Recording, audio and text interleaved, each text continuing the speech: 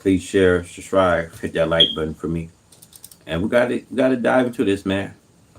The guilt is tearing down white America. And what you need to know, because what ceasefire Donald Trump claims crumble as Iran denies any deals, man. So Trump, in other words, you guys, Trump didn't get anything negotiated. So he's firing back. Yes, he's mad at both camps, y'all. But he's not happy because the prime minister Iran said was no deals was made because the Iranians denied any deals. So Trump is not happy with Israel after saying it. And Iran both broke a ceasefire agreement. According to reports, President Donald Trump on Tuesday lashed out at Israel and Iran for possible violations of a ceasefire, telling reporters at the White House, you know what we have. We basically have two countries that have been fighting so long and so hard that they don't know what the fuck they are doing. Israel, as soon as we made the deal, they came out and they dropped a load of bombs, the like of which I've never seen before. The greatest load that we seen. I'm not happy with Israel, Trump says. Trump also posts a warning on social media. Israel, do not drop those bombs. If you do, it's a major violation. Bring your pilot home now. Now, Trump know how things going to escalate, y'all. Now, according to reports, there's a lot of rumors escalating that Trump sent troops to go into Iran facilities during the weekend, y'all. Supposedly, Trump sent and deployed troops to go into Iran and hit their facilities, their nuclear programs. Now, we're about to see a whole coalition. See, I tell you guys, the trouble of America we see, there's no peace. And see, the president charged comments came hours after Israel and Iran agreed to stop their war early Tuesday, followed by accusation from Israel that Iran had broke the ceasefire. See, not only that Iran broke the agreement, they denied. And see, here's the thing. You're not going to go somewhere and use airstrikes on their facility without facing severe consequences. See, the United States of America is facing some severe consequences.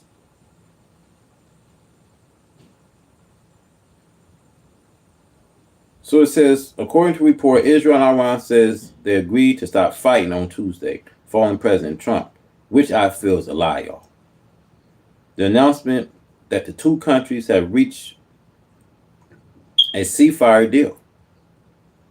But the future of such a ceasefire came under immediate question as reports persisted Tuesday morning of further strikes and in statements to an NPR.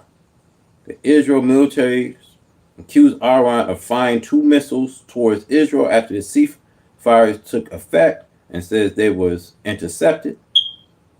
Iran military denied any missile launch at Israel after the agreement took effect, according to Iran state media. Now it says Israel defense minister orders the military to respond forcefully and continue the intensifying operation targeting assets and terror infrastructures.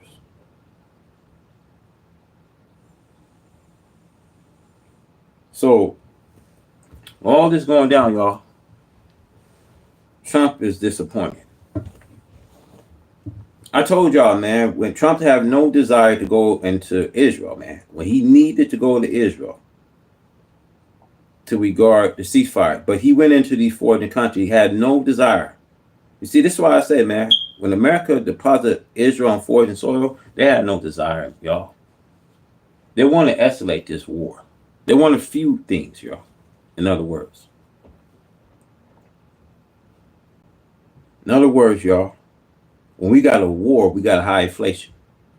When there's war, there's cost of groceries.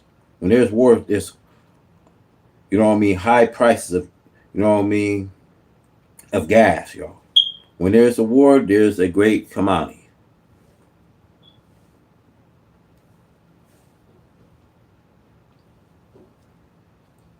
So this roll this footage, y'all, and see what the President Trump have to say, man.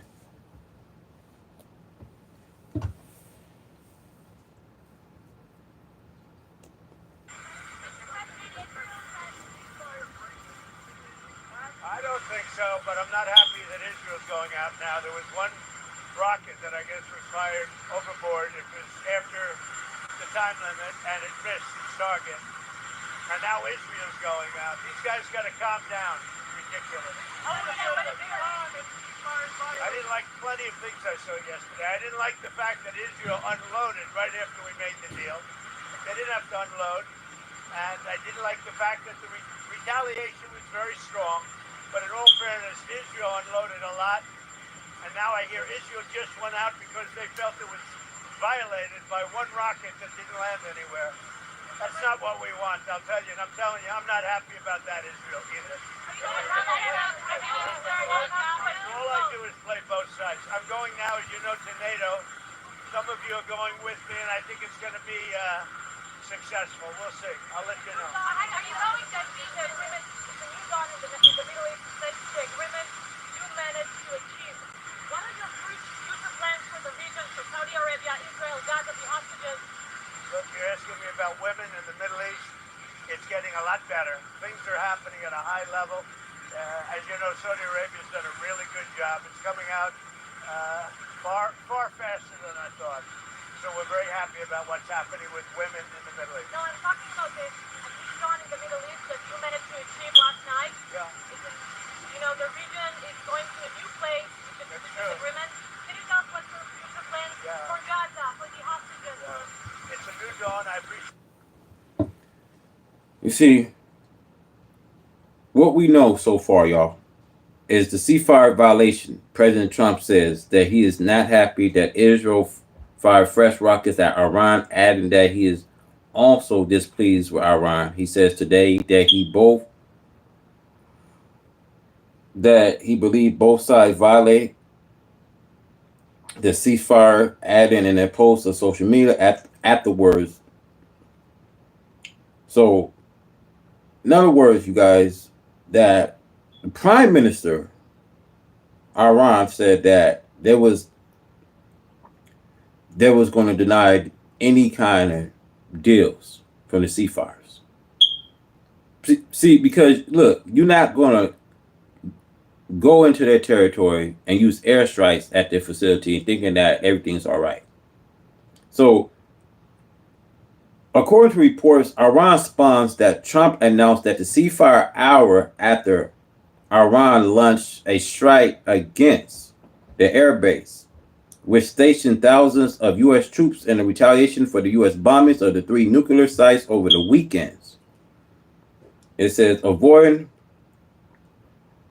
escalations, Iran limit response to the U.S. operation caused no casualties. It says Trump called it very weak and it appears designed to avoid triggering a mass escalations with the United States, experts and former officials says.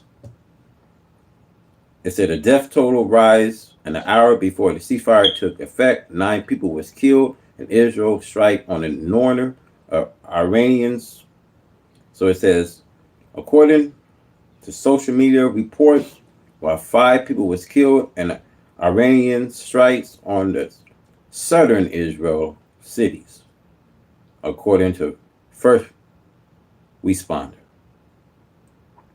It says the war began when Israel bombed Iran on June 13, saying it was trying to stop it from developing nuclear weapons.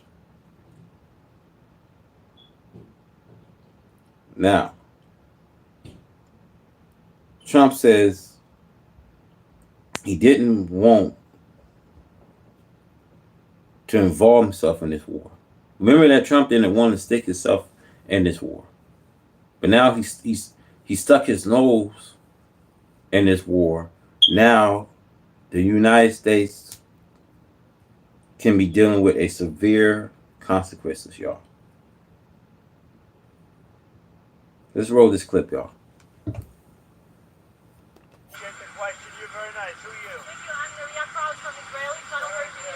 Well, we have to have Israel calm down because they went on a mission this morning. I got to get Israel to calm down now.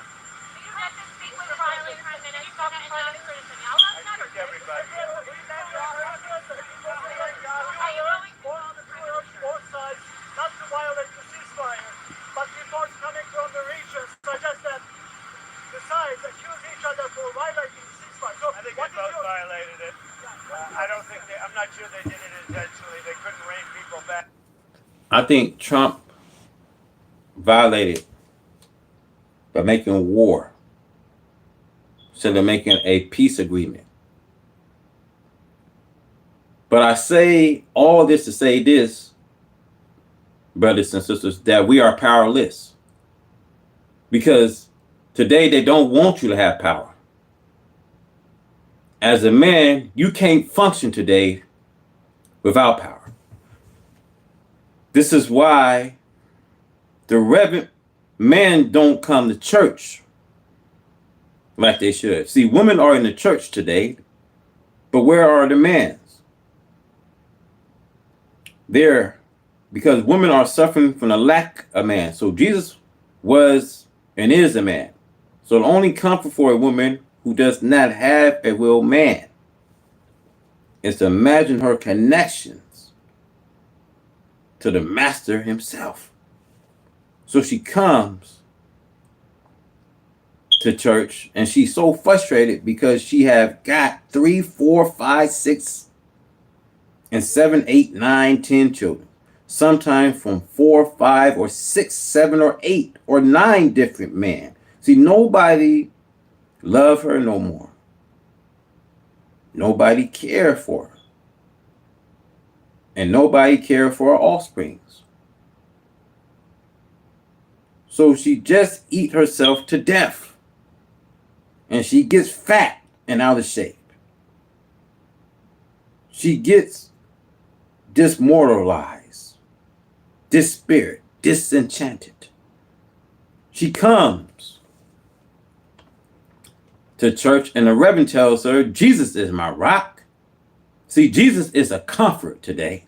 Jesus will do this where a woman need a man to do something for her. So she gets the Holy Ghost and run up and down the aisle. She gets the Spirit. But what she really looking for is a real man of God in her life. Why ain't you there, brother? Because Reverend, the power size of Jesus is not represented the size of comfort and consolations and mercy and forgiveness. Is what mentioned, and the woman is more attracted to that because the feminine side of her nature. But a man is made to have power and domains unless the church becomes as God intended to be. Gives power to the man. Now, how do you give power to a man? to give power to a man by giving him the knowledge that he needs. You don't entertain a man. You teach man. See, when church become a big show you see in America, and it's mostly singing and shouting you see, and entertainment, then real teaching you see today. And then the man can't get a grip on the word of God to empower the man to go out from the church into life and deal what is out there today. So Jesus saw an ass tied. And brothers and sisters, you are all tied up. But they don't have no more use for you. In society like this, we see, when they don't have any more use for you, see, they start to program you for destruction. Now look of yourself. Just look at yourself today. Look of yourself, brothers. Let's look 30 years ago. You see, white folks did not ever want to see a black man with a gun. You see, right in that South, if you had a shotgun on your farm, white folks would be a little careful how to come around you, especially if you use it, because they know that thing hurts, kills. So you couldn't get a gun. There's always a liquor store available to you, so that in your pain for not being productive as a man, and some of you don't know why you are in this pain today, because of your nature never had been explained to you. So you in pain and don't know why or where the pain coming from. Don't you know why you in pain? You're in pain because you are not productive today. And no man can be a man unless he's productive. So the alcohol man will say, hey there, my brother. Come here and take this for your pain.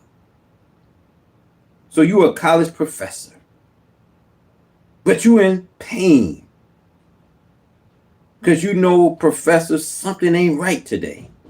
And what you are professing, teaching young people this sexual ideology or this sexual indoctrination. And you know, when they leave college, most of them will not be able to use what they spend for 4 years in college on what they try to learn. So in the basement, brothers and sisters, see, most of the professors' houses, you find today a bar, and you have parties in your house, and your friends come over, and you get drunk and laugh and talk and get drunk and get drunk some more and laugh and talk and tell jokes and get drunk some more and laugh and talk and tell jokes. Then go back to class on Monday acting like you are professing. See, brothers and sisters, today it's the same with preachers, you see, with our war leaders. Nah. Preachers and our war leaders are sad men too, because most of them read the Bible about a God, but he ain't real in life when white folks come. You understand what I'm saying? Because President Barack Obama, he couldn't tell it all. He couldn't speak on no black man agenda. See, you believe in God. You see, God is my rock. But don't let white folks come in your house in the midnight hour You start saying like they said to Jesus on the cross, my God, why have you forsaken me? Because brothers and sisters, because deep down inside, some of the most cowardly people we see claim that they believe in God. So you allow the flocks today to be eaten by the wolves, and the shepherd runs and hides and become the apologetic to the wickedness of the slave's master and his children. So preachers, brothers and sisters, are unfulfilled too. Our world leaders are unfulfilled too. And this is why sex and this ideologically or this sexual indoctrination is a major part in a preacher and our world leaders' life. Wait a minute, my brothers and sisters. Wait a minute. I'm not putting no one down. There are some great teachers today, pastors. There are some good world leaders like we had John F. Kennedy. But for the most part, there's too much talk amongst world leaders, pastors about women as they was talking about that abortion right. Roe versus Wade. See, but there are so little talk today about serving the needs of the people that we are shepherds over. See, my brothers, we're all in pain. The man of God, he got his Bible today, but he is in pain. The Muslim brothers, he got his Quran, but he's dealing with pain. That Gnostic, you see, that don't have a Bible nor Quran, don't believe in no God, but he's dealing with pain. See, our game bangers is in pain. See, all of us is in pain. And do you know, my brothers and sisters, when you in pain, your brain releases hormones that actually can deaden pain. This is why you can lose an arm, and sometimes you don't even feel it because the trauma have released something from the brain. When you look, and your arm is gone. Then pain before that, you didn't even know it was gone. That's how powerful the brain is when the brain functions. But when your pain is so great that you deplete what the brain can give to comfort you, and your knowledge today is so weak that it can fire the brain up to produce more of what you need in a traumatic time. So here comes the dope merchant. Hey, baby, try this. And we in so much pain today, brothers and sisters. After a while, we see reefer begin to be punk stuff we see. And you graduated from this reefer. You have never able to afford crack like white folks use it today. And the powder form. Some of them went into this laboratory and developed a very expensive chemical, produced coke that immediately goes to the pleasure center of the brain. One hit, my brothers and sisters, of it will hook you. That's really something. So now crack is flooding our communities, and each of you, man, know. The more pain you in, the more drugs you use, the personality begins to be distorted. You're no longer the same person that you were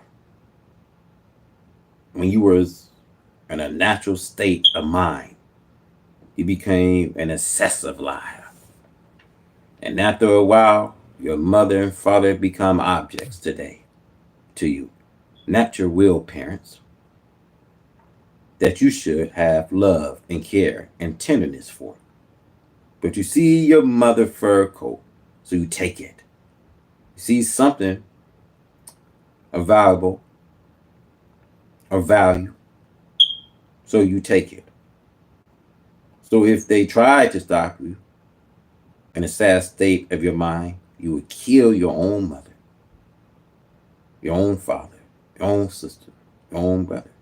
Now the black community is filled with pain and filled with drugs. Filled with pain, no power. Now filled with guns. See, the mouth says Satan says power go out of the barrel of the gun. So when you put a gun in a powerless young black man's hands, he got his hands on something now that gives him power. He's hungry for power. So the nature that the Bible says that God created him in, see, God gave him in the beginning power, but the white man took away from you power. Now you're trying to get it back, but you just don't know how. So they sell you a gun. You didn't go to the gun store to get it because they wouldn't sell you it to you at a gun store. But you got it on the market, the white market. And they sold you a weapon. And they knew that you was not going to be involved in a drive-by shooting in a white neighborhood. You were not going to do any carjacking in a white neighborhood. They know that the more guns they put in our hands, that you was going to terrorize your own neighborhoods. So it's guns and drugs and jobless mans. See, there's guns and drugs and pain-filled man. See, there's guns and drugs and bitter frustration man. You see, there's guns and drugs and a man with no creative minds. See, there's guns and drugs and a man that really a man of his own destiny. I tell you, that while we here in the United States, we have no future. And 99% of us wouldn't even know it. You see, when every evil spooner ready to do his worst to you, make the 99% ignorant to ever know what's at stake. America doesn't have a departure for you. You know, friendship is speeding her doom. Now let's go.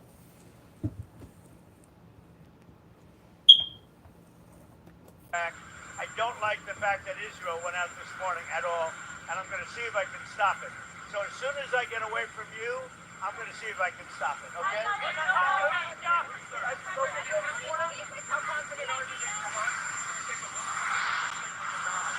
I think it's been completely demolished. I think the reason we're here is because those pilots, those B-2 pilots, did an unbelievable job. And the fake news, like CNN in particular, they're trying to say, well, I agree that it was destroyed, but maybe not that destroyed. You know what they're doing? They're really hurting great pilots and put their lives in the line. CNN is scum, and so is MSDNC. They're all, and frankly, the networks aren't much better. It's all fake news, but they. Look, you guys, I agree because there's a lot of lies, you know what I mean? And there's a lot of lies with Trump. So everything here is fake. We know that there was no agreements made. We know Trump had probably even made no effort to Iranians regarding the ceasefire agreement. Iran denied any peace agreements. This is coming out the prime minister that they will deny any plea agreements, man. This will be an out war, y'all. That's why Trump is so angry with both camps, y'all. You know, over the weekend, Trump, you know, he deployed Israel to go over into the Iranian facility. And he said he would not get involved. Let's go, y'all. Should not have done that. Those pilots hit their targets. Those targets were obliterated, and the pilots should be given credit. They're not after the pilots; they're after me. They want to try and demean. Iran will never rebuild its nuclear. From there, absolutely not. That place is under rock. That place is demolished. The B-2 pilots did their job. They did it better than anybody could even imagine. Look, if Iran gonna be demolished, the United States gonna be demolished. The economy gonna crash at some point, y'all. We cannot go to war in this time, y'all. This economy will eventually crash, y'all. The stock market, you see, will go up. There's still the lube before the storm. There's still the Cold War with Russia and America. Respect for high inflation. Respect for high cost of living. Respect for the high cost of food, man. I'm telling you, Iran denied any kind of agreement. And Trump's so frustrated with both camps, y'all. What y'all need to know. Let's go. Imagine they hit late in the evening. It was dark with no moon, and they hit that target with every one of those things, and that place is gone. But when I see CNN all night long, they're trying to say, well, maybe it wasn't really as demolished as we thought. It was demolished. If you take a look at the pinpricks, and you see that place is gone. And I will say, I think CNN ought to apologize to the pilots of the B-2s. I think that MSDNC ought to apologize. I think these guys really, these networks and these cable networks are real losers. You really are. You're real losers. You're gutless losers. I say that to CNN because I watch it. I have no choice. I got to watch that garbage. It's all garbage. It's all fake news. But I think CNN is a gutless group of people. And You see how mad he is? You see how angry he is? Because he can't accept the fact where CNN talk about Trump, y'all. It's like CNN's like, to me, CNN reminds me of a Democrat channel, y'all. That's why he ain't like CNN. He don't like CNN. He don't like NBC, man. Look, man, they getting on Trump, man. They getting on Trump, man. He says fake news. I mean, you guys see it, man. You guys see this man ever since he's been in office. He ain't got nothing done, man. It's back. Everything's backfiring, y'all. The ceasefire agreements backfire. Everything has been backfiring right in front of us, y'all. And now people are laughing and humiliating Donald Trump, man. And he don't like it. He's not taking it, man. The pressure. I'm saying the pressure. He can't take the pressure, y'all. You see how he's pointing fingers on both camps, man. You didn't drag the United States of America into a war, y'all. Trump didn't drag the United States of America into this war.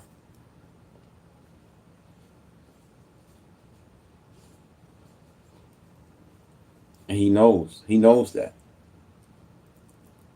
Now he's pointing fingers on both camps. Pitiful. And the people that run it, nobody even knows it's been sold so many times. But the people that run it ought to be ashamed. MSD is a guy named Brian Roberts. He heads it. He's a disgrace. He's a weak, pathetic disgrace.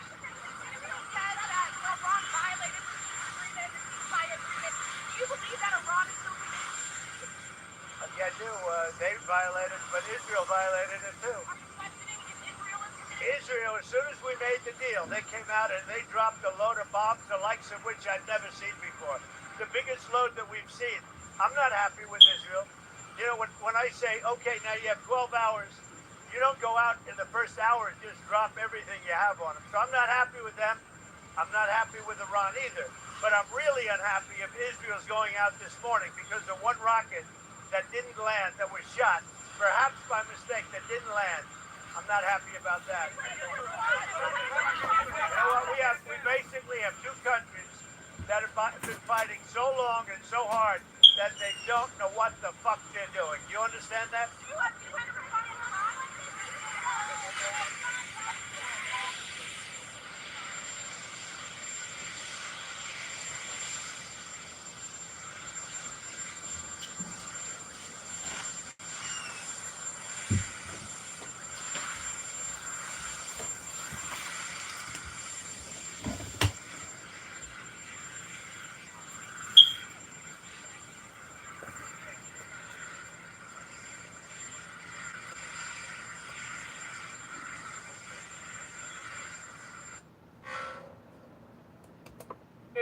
Furious, upset, Donald Trump blasted Israel for its strikes after he had announced. Donald Trump blasted Israel for its strikes after. Furious, upset, Donald Trump blasted Israel for its strikes after he had announced a ceasefire, saying they agreed to it and then what they did was wrong. He said both Iran and Israel violated the ceasefire, but Israel I'm particularly upset with. Now, this was before stepping onto his helicopter to head from the White House to the NATO summit in the Netherlands. Trump told reporters, we basically have two countries that have been fighting so long and so hard that they just don't know what they are doing. He was found even swearing at the reporters. He was swearing at some media channels, but he was visibly irritated with both Iran and Israel, and he did use the F word towards the end before he turned his back to the media and walked up into that helicopter, where he also told the media that as soon as I get on board and you let me go, I'm going to pick up the phone and speak to Benjamin Netanyahu. Listen into the sequence. I didn't like the fact that Israel unloaded right after we made the deal. They didn't have to unload, and I didn't like the. But let me tell you, man, Israel is mad with Donald Trump because Trump did not make any visit. When Trump went over there to the Middle East to try and shake things up, this is where he should have went into Israel. Regarding the ceasefire then, when he went into that Middle East, man, they're trying to shake things up. He went over there and those people was laughing at Donald Trump going over there. What Trump didn't do, he didn't show no desire to go to Israel to support Israel. When they needed, regarding the ceasefire, they could have had already worked on the ceasefire before Iran and had intervened over there in Gaza. Trump could have had already settled the ceasefire agreement then. But now you see things escalate, man. This is on Trump. Because Trump feel that he had feel no kind of desire to go to Israel when he went into the Middle East, y'all. Remember when he went into that Middle East, y'all. Nothing had got done, y'all. So now he's angry with both camps. Now, this is on our president of the United States, y'all. This is on Trump. This is Trump's fault. Let's go. The fact that the retaliation was very strong, and now I hear Israel just went out because they felt it was violated by one rocket that didn't land anywhere. Iran will never rebuild it. From there, absolutely not. That place is under rock. that place is demolished. The US President Donald Trump dialed Israel Prime Minister Benjamin Netanyahu soon after that entire sequence. It was about 5 to 6 minutes. We played a short excerpt. We'll play you another longer version in a bit. Quite dramatic, we must say, viewers. But what happened thereafter? Israel then said that they will stop after symbolic strikes. Trump put that out on Truth Social and on X. Meanwhile, the IDF confirmed strikes near Iran, near Tehran, north of Tehran, and Iran then said that Israel has hit a radar installation, and despite that, they will not escalate this matter further. That's what the Iranians said. From the Israelis, it came that Prime Minister Benjamin Netanyahu spoke with Donald Trump, and they wanted a far greater action, but they have really scaled it back. So both sides now trying to say we will not. Finally, is it a cessation of hostilities? Is it ceasefire at last? And the larger question, for how long? Trump has again tweeted saying that Israel-Iran is now done and dusted, it's settled, and I hope for more better negotiations and a better time with NATO in Europe. Now, is the next focus Russia-Ukraine? We have to wait and watch. But this is a longer sequence of what transpired before both Israel and Iran decided to behave and try and bring down. Look, man, when you put Israel in the crossfire, when Trump felt that he didn't have no desire to go over there and visit, you know what I mean, the Israelis, y'all. Now Israelis fighting, and they can be at some point they can be defenseless because sooner or later, y'all, this war is going to really tense up. You know, and for Trump, the wrong thing Trump could do is to get them out of Gaza before things really get escalated, before the United States realize that our grounds can be invaded at some point, y'all.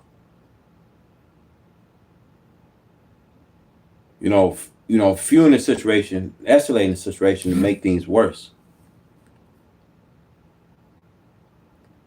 This is on Trump.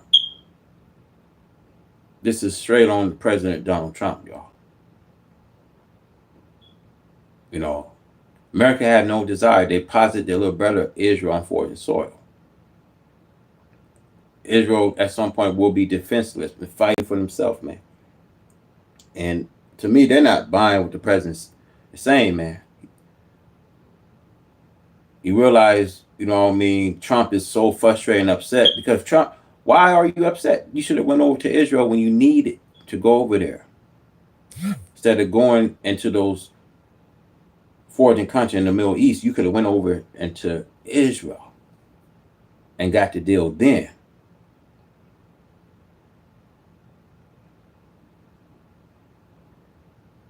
Let's go, y'all. A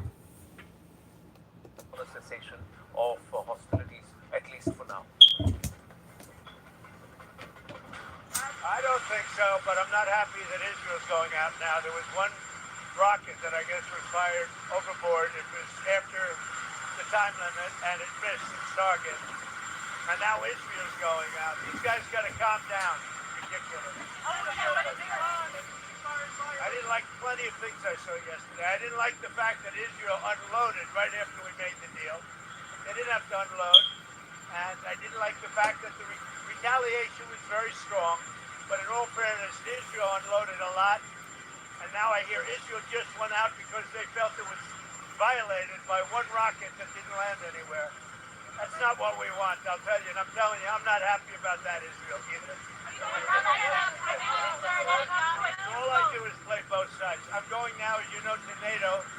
Some of you are going with me, and I think it's going to be successful. We'll see. I'll let you know.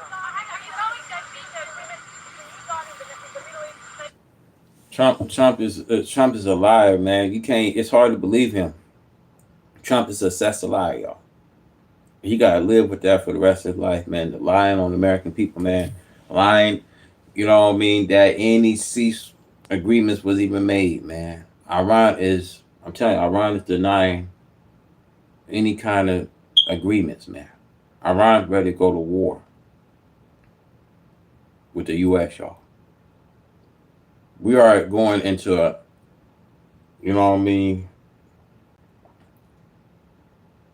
an ongoing war, man, that can probably last into next year, y'all. This is not looking good for our nation, y'all. This is not looking good, y'all. It's not looking good, man. This is, to me, it's disappointing, y'all. To me, this is disappointing. Sooner or later, y'all, when this gets on the way, man, just think about what you're going to have to do. Just think about how you're going to have to get your families together, your children together, man. Just think about what you have to do, man. Remember what I told you guys. Always remember what I said to you guys, man. You might have to relocate. Because we playing with fire, y'all. And we can't stand a chance to sit in a cross. You know, some of us is sitting in a crossfire, y'all. Any given time they can invade the United States. America is playing with some hot fire. Very hot fire they're playing with. And they know they can't go to war at this time. But they're playing with some hot fire. Let's go. Agreement you managed to achieve.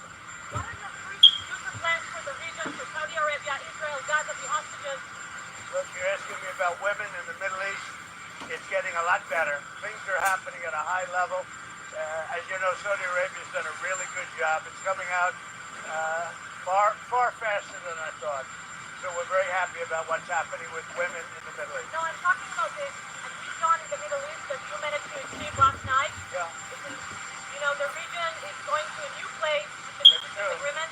Can you tell us what's your future plans for Gaza, for the hostages?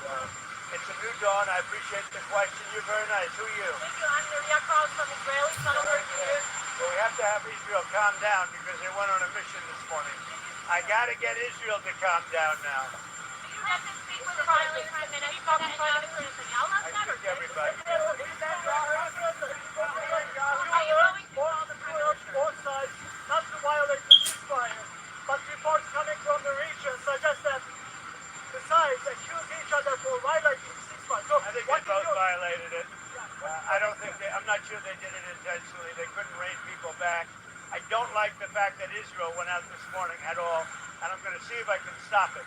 So as soon as I get away from you, Look, the code to losing weight was cracked a long time ago. The problem is, nobody is doing it right. I'm going to see if I can stop it, okay?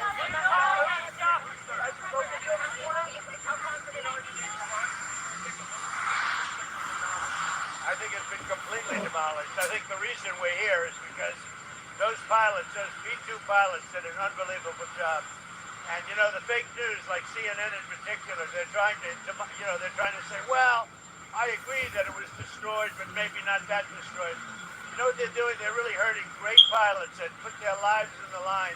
CNN is scum, and so is MSDNC. They're all, and frankly, the networks aren't much better. It's all fake news, but they should not have done that. Those pilots hit their targets. Those targets were obliterated, and the pilots should be given credit. They're not after the pilots, they're after me. They want to try and defeat. Iran will never rebuild its nuclear. From there? Absolutely not. That place is under rock. That place is demolished. The B-2 pilots did their job. They did it better than anybody could even imagine. They hit late in the evening. It was dark with no moon, and they hit that target with. Look, man, if Iran is facing a hard rock, we facing the nice ocean we have. But just as President Zelensky says, yeah, we have nice oceans and seas, but these tsunamis is here. We facing attack. We're the fortunate countries, y'all. See, the Most High God is not playing with these people, y'all. The Most High God is not really playing with these people today.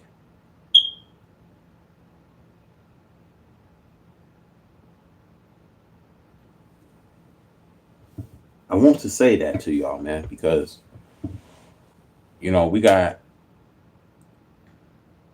this Cold War that's going to happen eventually. America going to have to fight, and they're going to have to fight Russia at some point, y'all. Let's go. With every one of those things, and that place is gone. But when I see CNN all night long, they're trying to say, well, maybe it wasn't really as demolished as we thought. It was demolished. If you take a look at the pinpricks, and you see that place is gone. And I will say, I think CNN ought to apologize to the pilots of the B-2s. I think that MSDNC ought to apologize. I think these guys really, these networks and these cable networks are real losers. You really are. You're real losers. You're gutless losers. I say that to CNN because I watch it. I have no choice. I got to watch that garbage. It's all garbage. It's all fake news. But I think CNN is a gutless group of people. And the people that run it, nobody even knows it's been sold so many times. But the people that run it ought to be ashamed. MSDNC, a guy named Brian Roberts, he heads it. He's a disgrace. He's a weak, pathetic disgrace.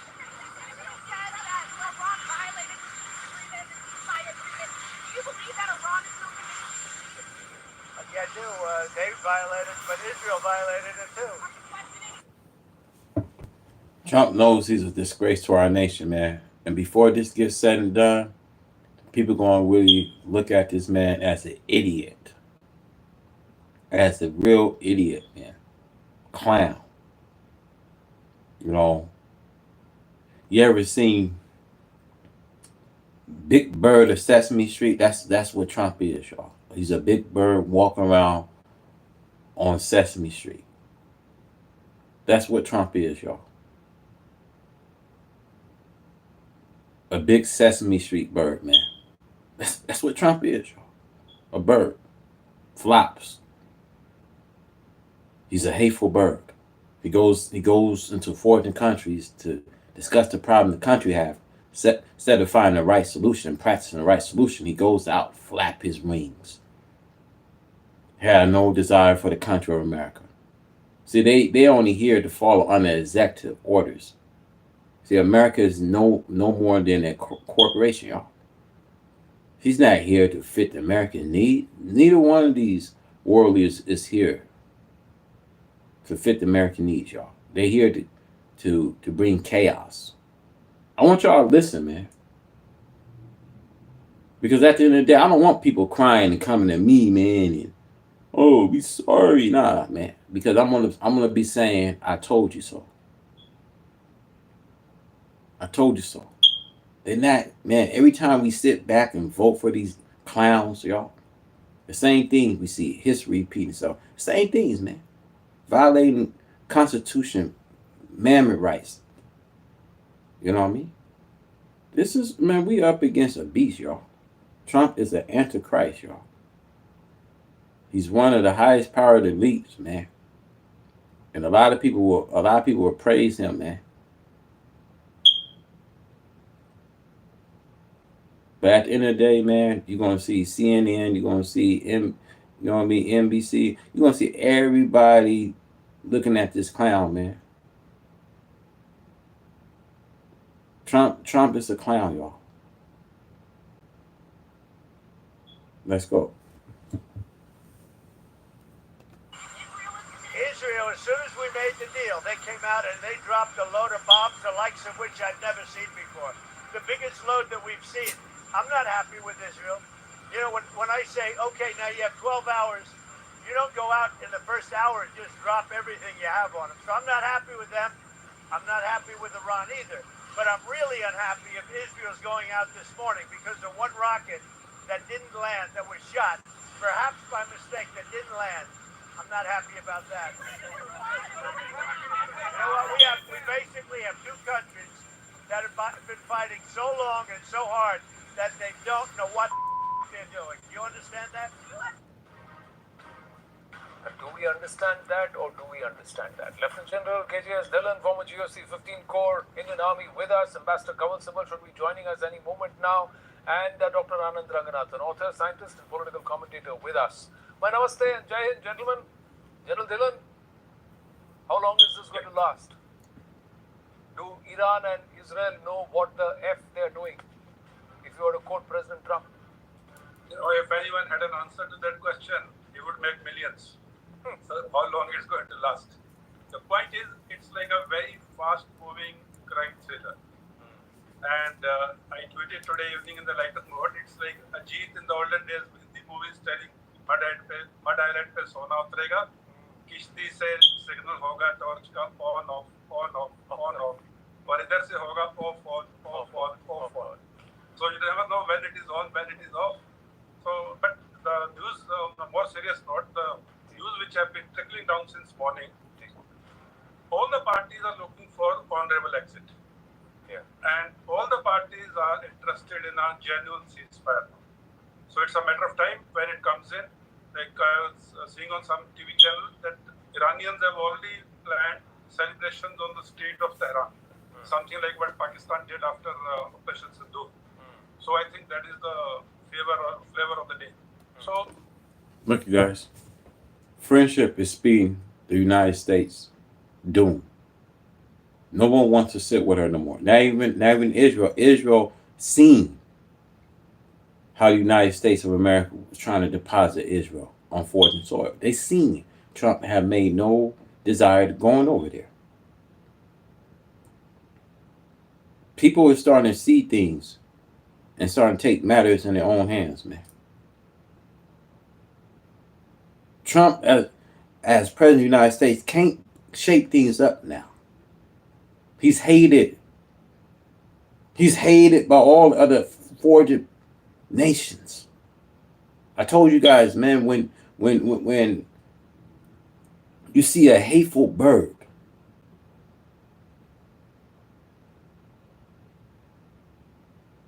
and he goes out to associate with other foreign countries, and he's not welcome. He's not welcome in the foreign country because all the years the United States made trouble, started war, bullied their ways, used their dictatorship to try to dictate. These foreign countries, these foreign leaders are not having that no more. Ain't nobody today is going to do the United States of America bidding anymore. You see, when it comes to all their ships, their cargo, their ship masters, their trades, all that's going to be cut out. And one day, 1 hour, 1 year, all her delicious, delicate, her splendors that she has here in the Western Hemisphere, going to be all gone. Because no transaction people want to make. All her trades is cut off. You'll see nation will stand far to see the fear of the United States of America burning with fire. See, nation will rise and look at America for what she is. America at some point will weaken.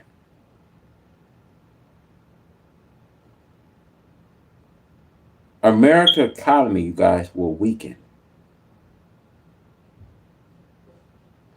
And that's why these nations is getting stronger. These nations rising, they're getting stronger. We getting weak. United States getting weak. All the nations is getting stronger. And they know that they've been looking for true friendship from America, but instead America deceived them. All of these other nations are getting stronger. The United States is getting weak. Let's go. if Iranians are trying to celebrate it as the victory, Israelis are trying to celebrate as their victory that they have knocked out the nuclear facilities and knocked out the complete top leadership. And Americans, or at least the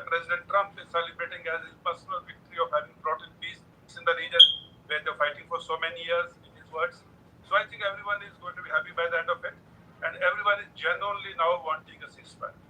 Are you willing to believe that the Iranian nuclear program is done and dusted? It's obliterated. As President Trump said this evening, he said it's buried under rubble. They cannot access it. So he says that's what the B-2s have done. What has been obliterated or what is buried under the rubble is the infrastructure, the hardware.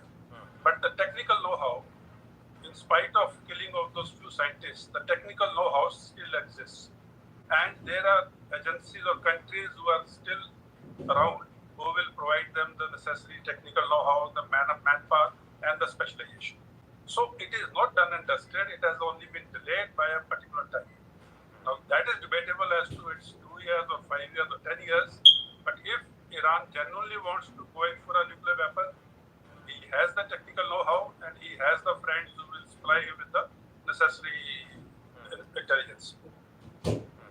Dylan, I'm just bringing Dr. Ranganathan. They say Iran to Iran, but Israel bhi tedi ki rahe.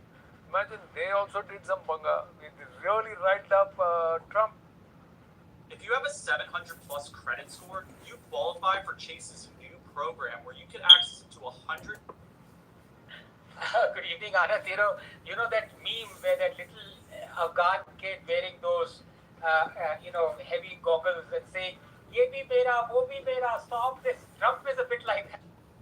Look, I want to say, America used to have power to exercise the East, but her power is starting to fade. She's no longer can exercise that Middle East. She's losing power from the Middle East. Because in that Middle East, between Iran and Israel, will be bloodshed and plenty of it. So that means she's already on her way out of the Near East. And since she already on her way out of the Middle East, that means some point America will have to pack up. I said, white America will have to pack their things, you guys. Because poor little East Asia ain't going to have no part. See, they're going to have to pack up and concentrate. I've been telling you guys on that continent of Europe. See, Europe is going to be reckoned with. And there's still a Cold War between America and Russia. They'll have to pack their things, man.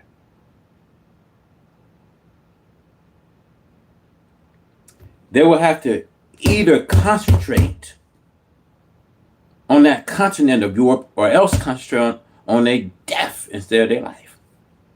See, they can no longer rule the black and brown people anymore, y'all.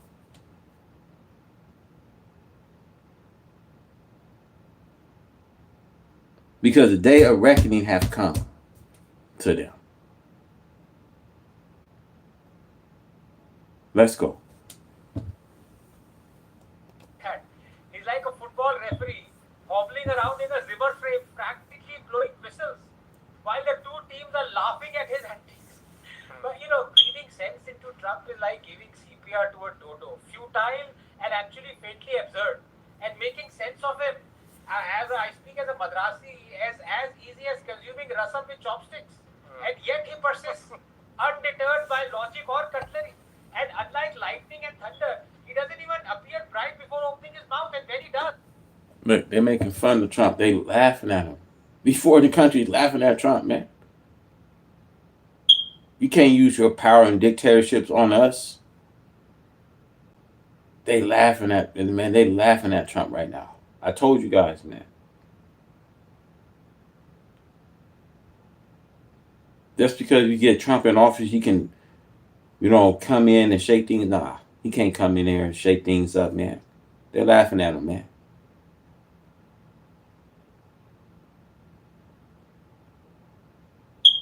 They laughing at this man. Let's go. It's a spectacle second only to WhatsApp and spreading rumors and lies. Honestly, Trump rakes the blackboard of diplomacy with his fingernails every day. You see his arguments. You see how they saying he's spreading rumors and lies in his arguments. He's spreading these are rumors y'all hearing, y'all.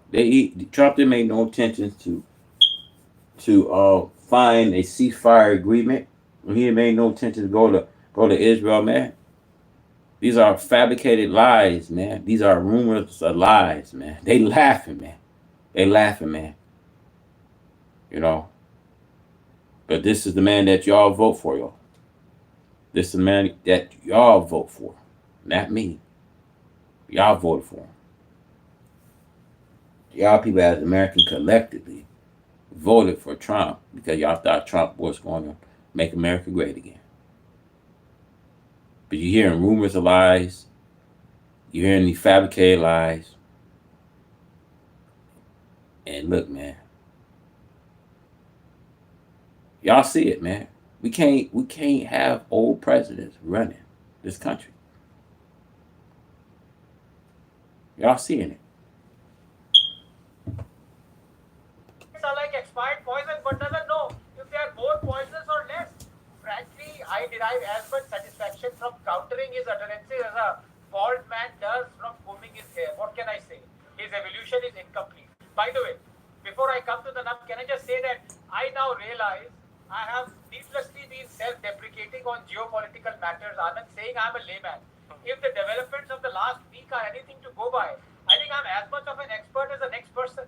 On your show on Friday, if you remember, I called out Trump's bluff of 2 weeks' notice for his attack on Iran. Correct. And I also said that if he attacks Iran, it could be just what Putin wants. Both predictions came true given Medvedev's yesterday's tweets. Yeah. But the other advantage of allaying your... You hear that? Therefore, Trump attacking Iran can be what Putin wants. So I told y'all, man. If Russia step in, America gotta go to war with Russia, man. And soon America go to war with Russia, China gonna step in, man. You see, man, we can't go to war, y'all. We cannot go to war right now. Because this, what will happen will give all these people opportunity to come into the U.S. soil, man.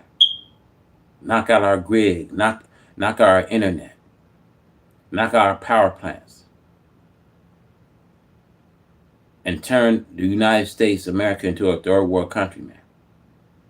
Because that's what it's going to end up looking like before we see the final judgment of the Most High God. That's what it's going to turn and look like.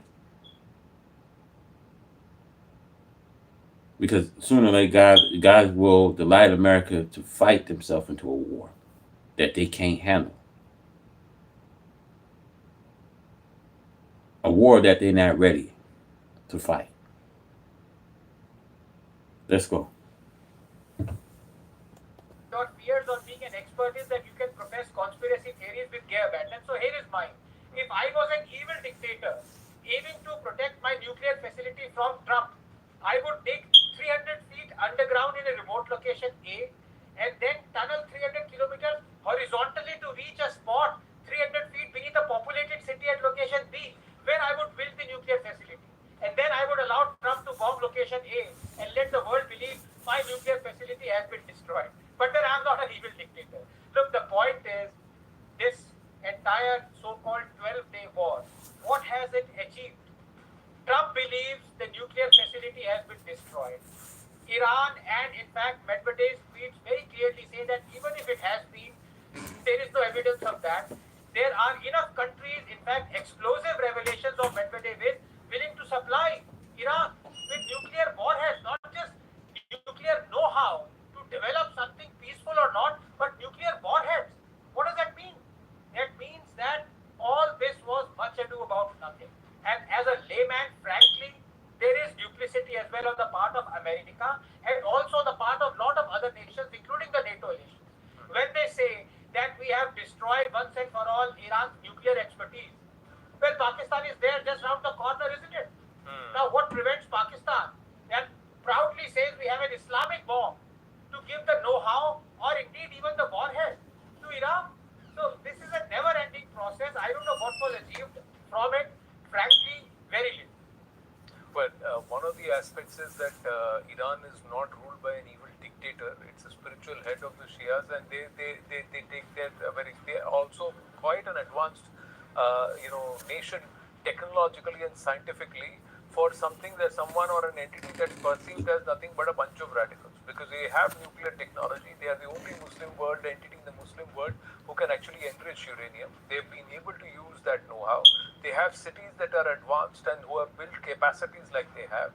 They also, in the last 20 years, have built up proxies who were able to build a network of underground tunnels in Gaza, who have been able to stave off much of the nation's armies, be it the Houthis or be it the Hezbollah. So they have a certain amount of capability, and there is an intent which is there. And that intent, perhaps a wounded Iran is far more dangerous, as some experts have always said, General Dillon. The other thing is that these are not the only three facilities. These were the only three facilities where intelligence believes, Israeli intelligence, American intelligence believes, where enriched uranium was being used, or perhaps there were centrifuges which were going to be weaponized. Look, Americans in trouble, y'all. This means more bloodshed, y'all. America, her power that's been exercising in the Middle East have come to a point that she no longer have power to exercise her authority in the Middle East.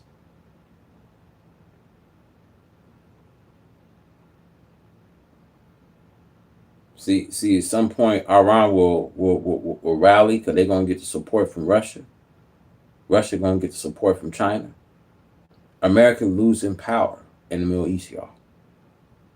And it's going to mean more bloodshed, y'all. This thing's going to, it's going to really drag, y'all. It's going to drag, y'all. I won't be surprised, man. United States, man, our soil will be tapped, man.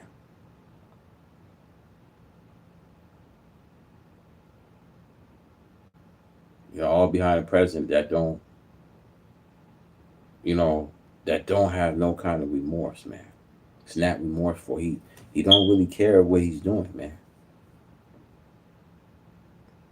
He's not really seeing what he's doing that's causing a nation to start crumbling. We can afford it to go into this war, man, with Iran and Russia, China. See, America don't have enough militant, man, to even go to a war. This is sad for our nation, y'all. This it's pitiful, man. It's pitiful that one man can do this.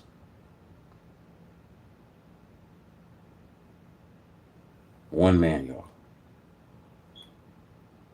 Causing conflict. See, that's why you have CNN. CNN don't like Donald Trump, man.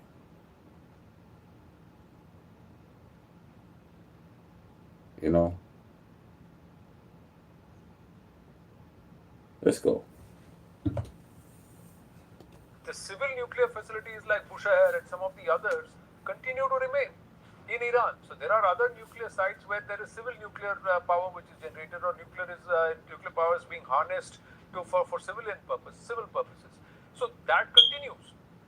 So Iran's nuclear program is far from being shut. But has America and Israel, achieved their objectives? And is Israel as good as they project themselves to be? Are they also little khurafatis? Anand, Israel, Iran, USA, out of these three, Israel and Iran have a tremendous war stamina. Historically, they have had a tremendous war stamina. Israel, right through their existence, and Iran, we have seen it in Iran-Iraq war for 8 years. So these are the countries which have that type of mindset.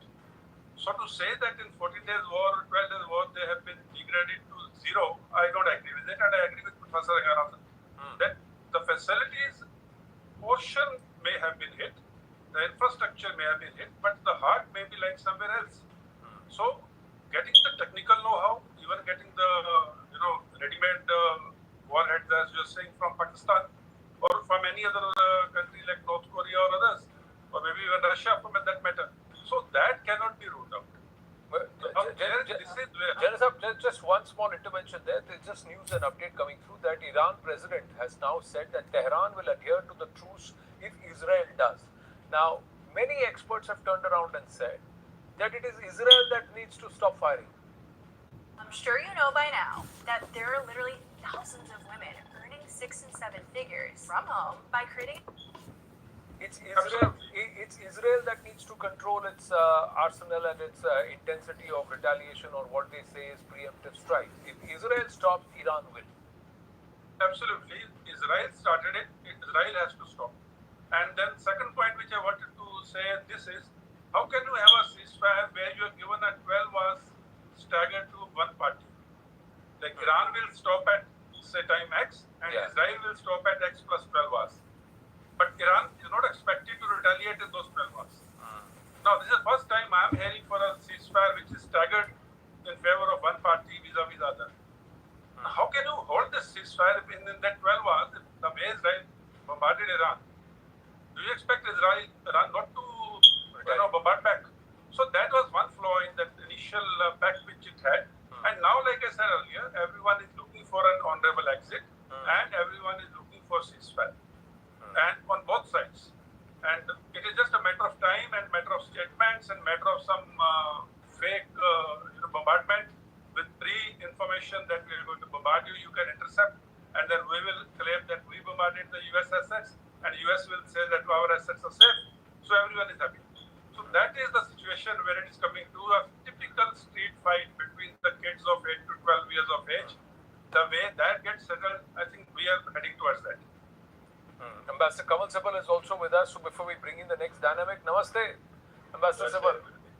Your thoughts? It is like a big daddy, scolding his 2 kids. Go sit in 2 corners, finger on your lips, face towards the wall, and then the moment dad walks out to take a break, then they're throwing projectiles. Koi pencil फेंक रहा है, koi rubber फेंक रहा है, and then the father comes back and scolds them out again, and then says, "Now big punishment. I'll take out the belt and whip you if you people don't behave."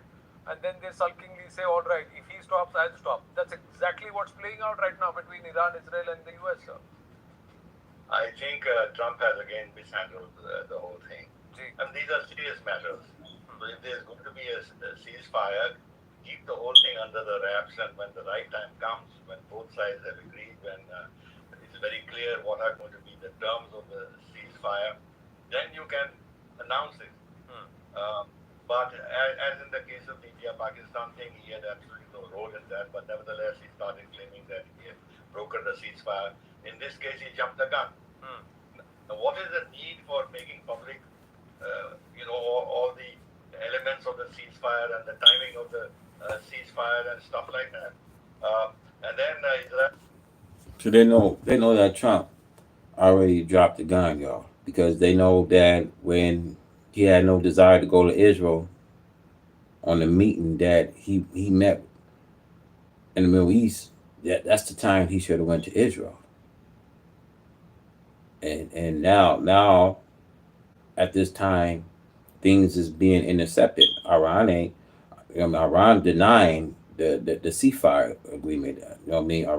Iran said, Israel went to war with us starting June 13. They went to war with us. And you think that they're going to let down?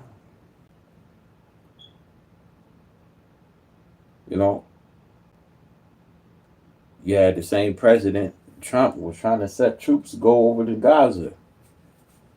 We go, regarding the nuclears, to set up a mobilization in Gaza to make Gaza a boardwalk city.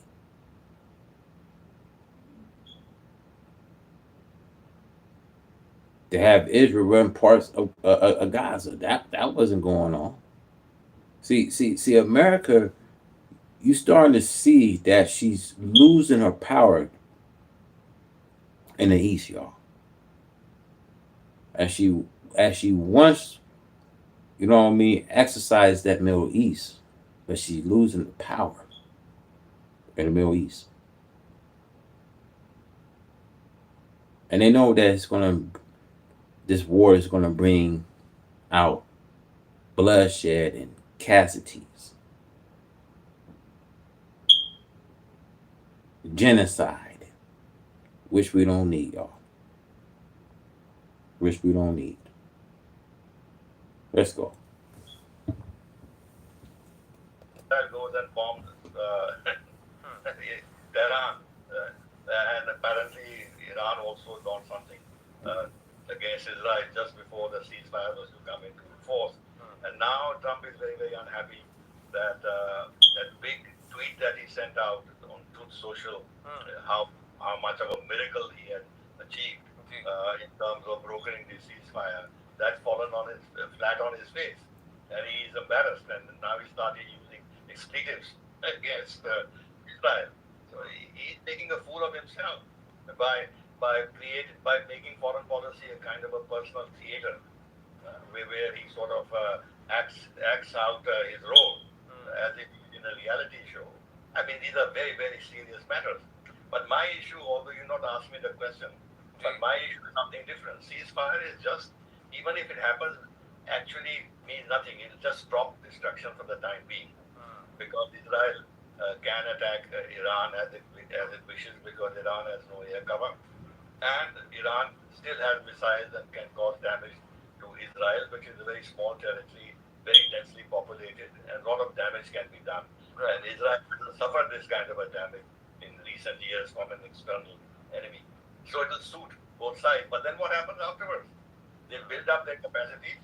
Whatever they felt was lacking in terms of their defense and their offense, they'll make it up in the coming years. But much more importantly, the whole damn thing, sorry for the language, started because of Iran's nuclear program.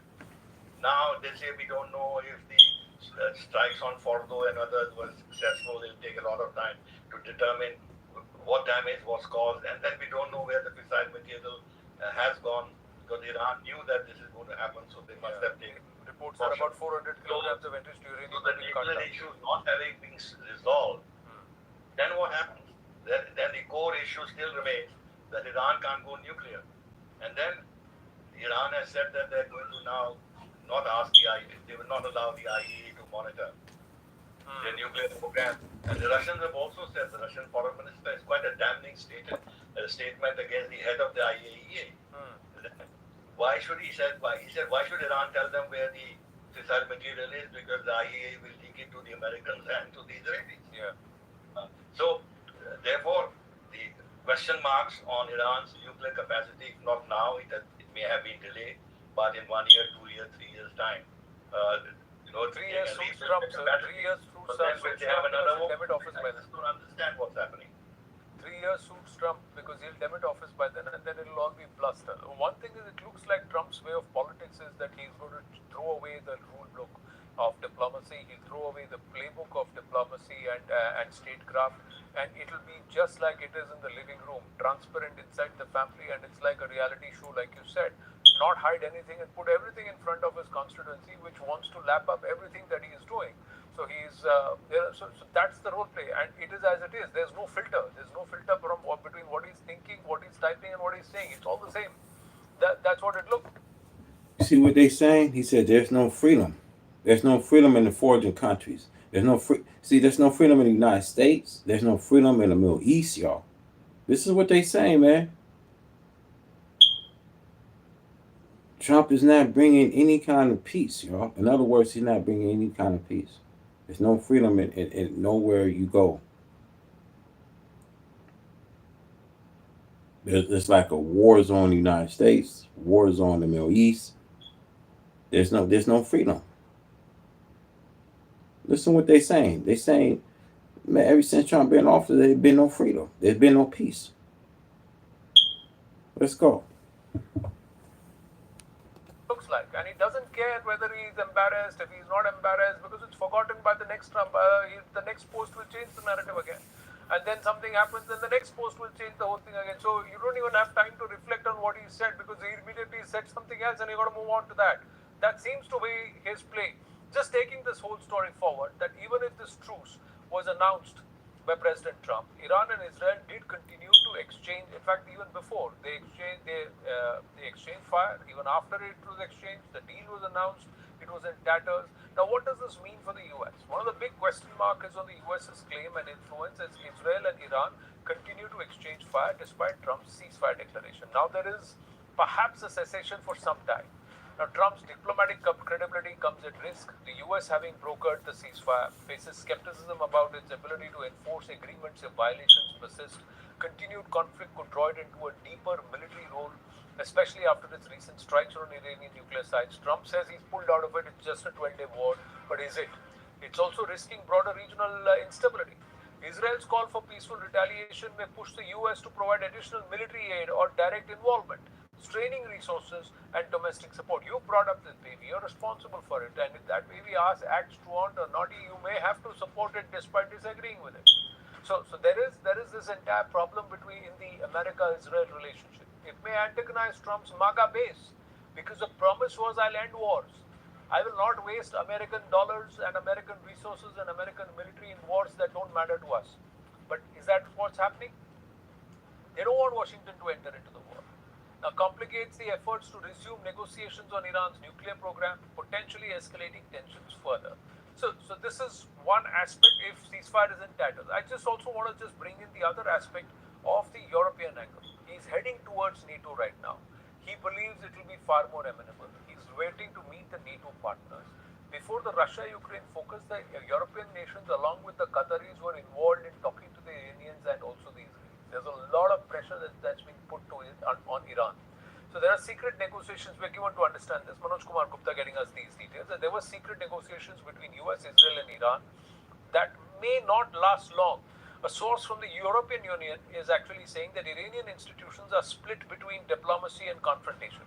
While Israel wants a balance between deterrence and preemption, the Supreme Leader Khamenei's absence deepens uncertainty. Without a green light from Khamenei, all tracks remain in limbo.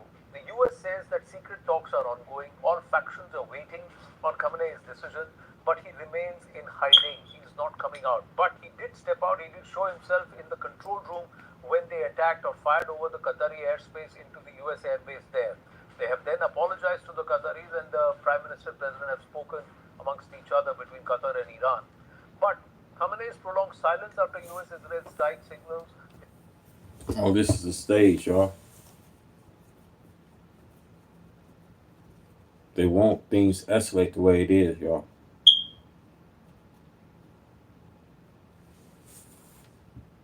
As you guys will see, the tacities, y'all will see a lot of bloodshed, man.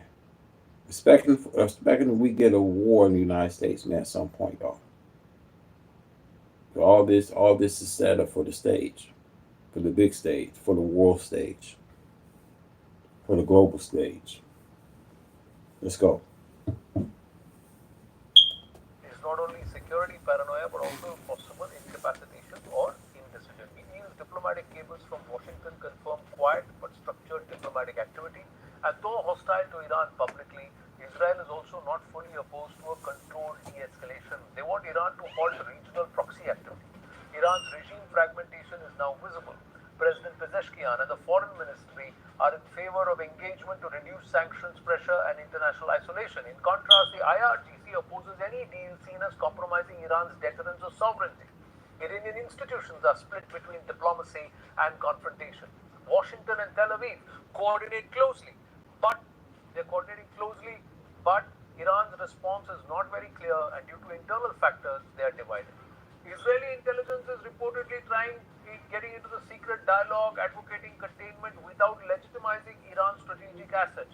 Iranian Foreign Ministry undermined by military hawks. President Pezeshkian and the Foreign Ministry favor engagement to reduce sanctions, pressure, and international isolation. And in contrast, the IRGC is opposing any deal seen as compromising Iran's deterrence or sovereignty. FM Araki, who is considered a seasoned negotiator, is said to be engaging quietly through European channels, but however, his scope to maneuver is restricted as the IRGC intelligence has reportedly increased surveillance on diplomatic contacts and blocked proposals that include any compromise on enrichment or missile limits. No faction within Tehran can independently finalize decisions. The US wants containment and de-escalation. Now, EU sources interpret this entire continuation of secret talks as a sign of Iranian internal pressure rather than strength. With the economy deteriorating and social unrest simmering, positive people in Tehran are desperate for relief but blocked by internal rigidity. If the Khamenei continues to remain absent or indecisive, power struggles could intensify, potentially inviting miscalculations. Secret negotiations may fail not because of lack of interest but due to institutional incapacity within the Iranian system to agree on any path forward. Shahraza Pelvi is saying that we need to change the governance. It's going to be a tough road ahead. Donald Trump has said, Ambassador Sabal, that we don't want a regime change. Look, the foreign nations, you know, they're not buying the BS from the U.S., man.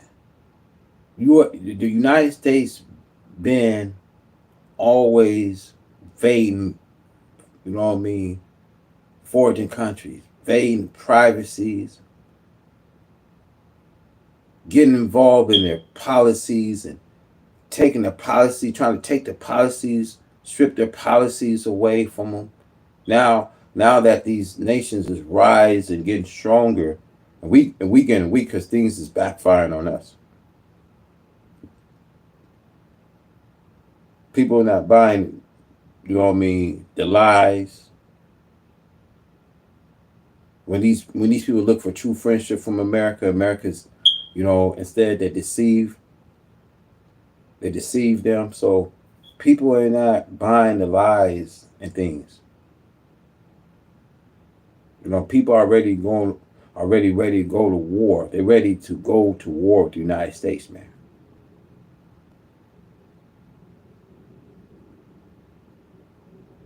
Trump is so frustrated because Israel looking at the United States. Y'all not supporting us anymore. Of course they going to war over there in the Middle East because Israel feel that they're not being supported by the United States.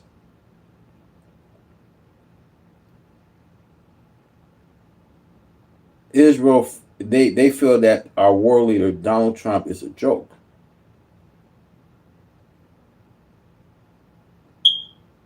And that they know that once America had power in the Middle East, now once they seen that she don't have power in the Middle East anymore, as she once had.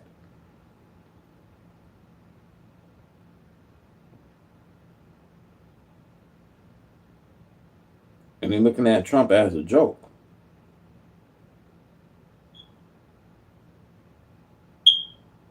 See, when it comes to America, y'all, friendship is speeding her due.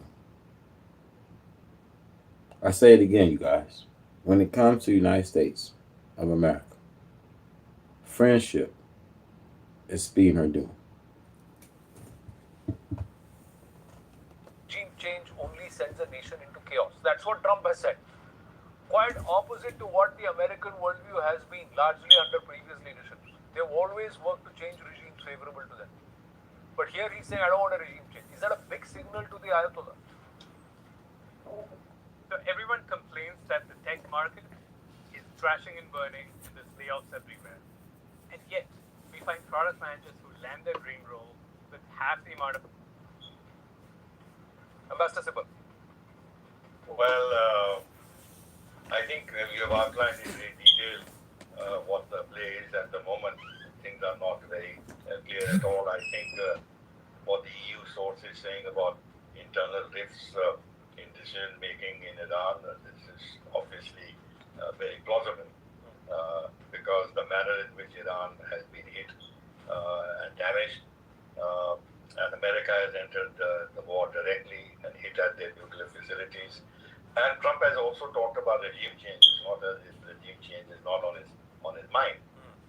The feeling is that with the kind of actions that have been taken, there will be sufficient internal turmoil within Iran and may therefore lead to the ouster of Khamenei and the Mullah regime. And that's why they started picking up also on potential successors, including the son of the late Shah of Iran, who speaks to the Iranians in English and not in Farsi. But leave that aside. Yes, there is uncertainty ahead. it is a fact that Iran has been humiliated a great deal. I mean, its military chiefs, successive military chiefs have been assassinated. Its nuclear scientists have been assassinated. Khamenei, the spiritual leader, who held such an imposing position in their system, has gone into hiding. He's fearful for his life. Trump has himself talked about knowing where he is and talked about killing him whenever it is appropriate to do so. Look at the kind of normalizing of political assassinations that political leaders in the West like Trump are doing, which is an absolute shame. Because tomorrow then, if you have any disagreement with any country for any reason, then it would be normal to kill the head of government or head of state of that country. Even talking about it is very, very shameful. On the Israeli side, they have never suffered this kind of a damage, though there's such strict control, such strict censorship that you do not know what the actual state of the damage is. I've tried to talk to a few people who I know have some inside knowledge, have inside contacts within Israel, and they say that there has been very, very significant damage. But still, the information is so controlled that you don't have a clear picture of what it is. But nevertheless, Israel also is vulnerable, and they would also like this to end. But as I said earlier, how does it end? Because there have to be talks on Iran's nuclear ambitions, which means that there has to be a dialogue on what the future is with regard to Iran's nuclear capability. Does this mean that they bring their program once again under IAEA safeguards? It will be terrible humiliation for them. Is it that they'll accept that they must not enrich beyond 3 whatever percent? Will they accept that? Will they? In the previous JCPOA, they had handed over all their fissile material to Russia. Yes. They will never do this now with the 60% fissile material, 60% enriched uranium that they have. The whereabouts of that are a question. And then the issue of sanctions, the lifting of sanctions will depend on satisfaction that Iran's nuclear ambitions have been permanently squashed. They will not be permanently squashed, and therefore sanctions won't be lifted. And therefore, Iran will continue to have financial issues. So these are very, very. There's no clear answer to all this. Unfortunately, Israel and Netanyahu. What? You see, as he was talking about the sanctions that's being affected in Russia countries and Iran, countries, it's affecting their country, their economy, in other words. Just like Trump is setting tariffs in China regarding those Apple iPhones, and and see, when a person can't have their cake and ice cream, can't eat it, Trump is realizing that the foreign policy is not like the United States policies, y'all. So when Trump thought that he can go to the Middle East and shake things up and use his dictatorship to demand things, and those foreign leaders wasn't buying it, y'all. America is losing friendship.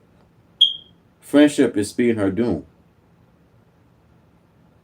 America going to be standing far, and these other nations going to see her burning with fire, because destruction is going to come here into America, man.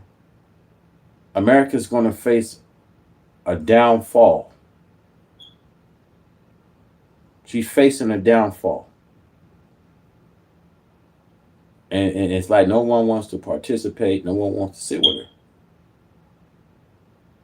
her. See, the participation is over.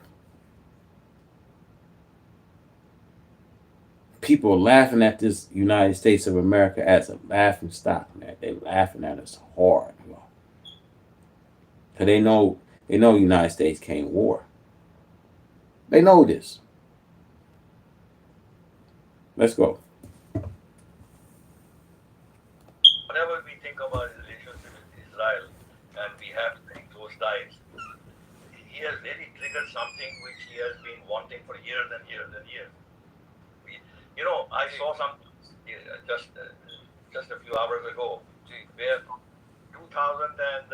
from 96 onwards, and then 2012, 2013, 14, 15, Netanyahu on the UN platforms and elsewhere is saying that they are 6 months away, they're 3 months away, they're 15 days away from acquiring a nuclear weapon, and it's 2025. So therefore, this issue is not going to go away, because for Israel, this is actually the heart of the issue. That if Iran acquires nuclear capability, then they can use that nuclear capability to threaten Israel, and also, in a sense, what they fear is promote terrorism.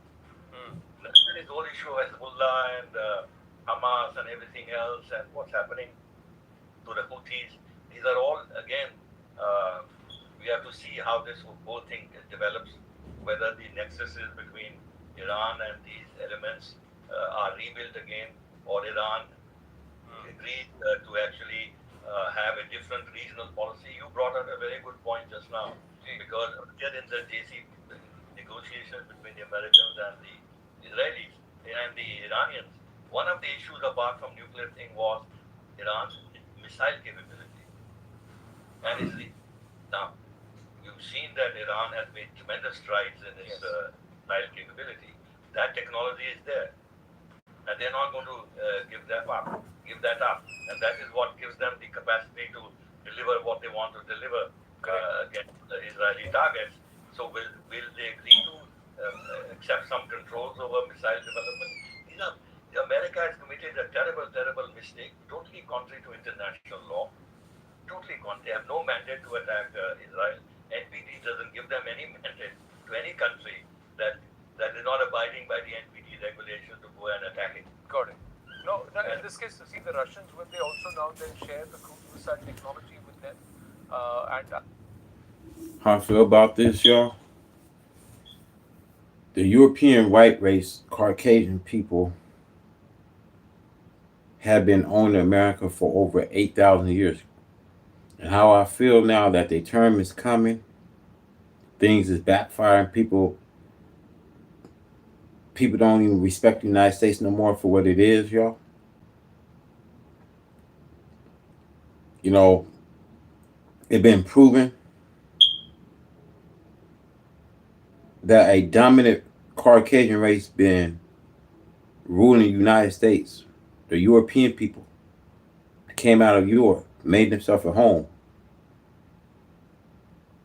When they established the country of America, when they used our fathers, see, when they went into uncivilized Africa,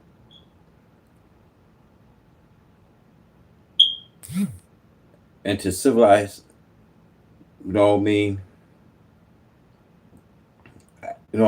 Africa, try our people to use our people today as slaves when we built the country of America, made it a way for them, made it suitable that man can enjoy freedom. So they went into uncivilized Africa and tried our black people as slaves.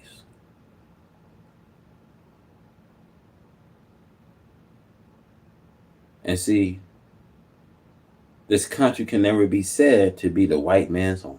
But after conquering the Native Indians, who had the independent claim called the country of America. See, I don't feel sorry for what's going to happen to these people, y'all. I don't. I just don't feel sorry for a Caucasian European people that came out of Europe. I'm going to tell y'all, man, these people have been fighting in Europe, killing. They come here to the United States and do the same thing. Seek their ruthless behaviors out on minority people. And see, once you understand, you can't even live with these people in peace, because peace was never in the nature of these white race of people, man. And why God's angry with white America. Because white America is wicked beyond your and my imagination. Why we can't sit with these people today, man. Why they are only here for a moment of time. And God, you're going to see God, hates these wicked people. And he promised that he's coming to threaten to remove them. And he's going to promise us a land once he moves this rubbish, wicked white man's world as we see it. White man's world. For a very long time that we see. The 8,000 years of this white race rule. They've been dominant. Now their time has come. They can no longer manipulate, use manipulation, power, tricks, lies, and fabrication. They can no longer put this on us anymore. I don't feel sorry what God's coming here to do, what the Most High is here to do, man. And if God have not cut short the time when no human beings survive, but now we see for the sake of his elect, he's shortening times. He's shortening times. Let this motherfucker burn into the last dread, man. Because you don't have no permanent place here, man.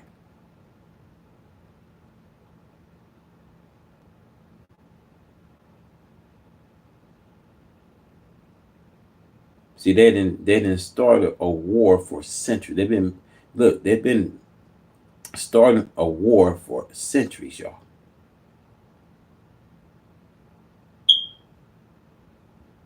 They be able to come and create conflict. They are able to create conflict while they're here for a short time. They are able to create chaos. They only here to create chaos.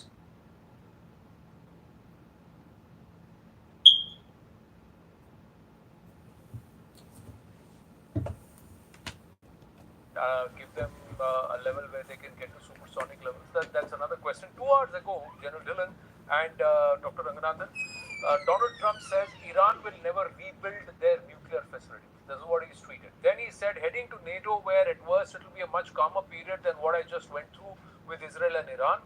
I look forward to seeing all of my very good European friends and others. Hopefully, much will be accomplished. Now, he's just put out and said that most of the European nations or NATO nations have all agreed to 5%. So that's the trade aspect of it in terms of tariffs. But then he's also saying China can now continue to purchase oil from Iran. Hopefully, they'll be purchasing plenty from the US also. It was my great honor to make this happen. So it's all about him. Trump is making it all about him. But how would you read this situation where the European Union sources are saying uneasy? Look, Trump don't care about anybody else's opinion. He don't care about CNN opinions. He's making this about him. And that's why, I don't feel sorry for Trump, y'all. I don't feel sorry if someone will come and assassinate him, because that's what's going to eventually happen, man. That's what's going to eventually happen.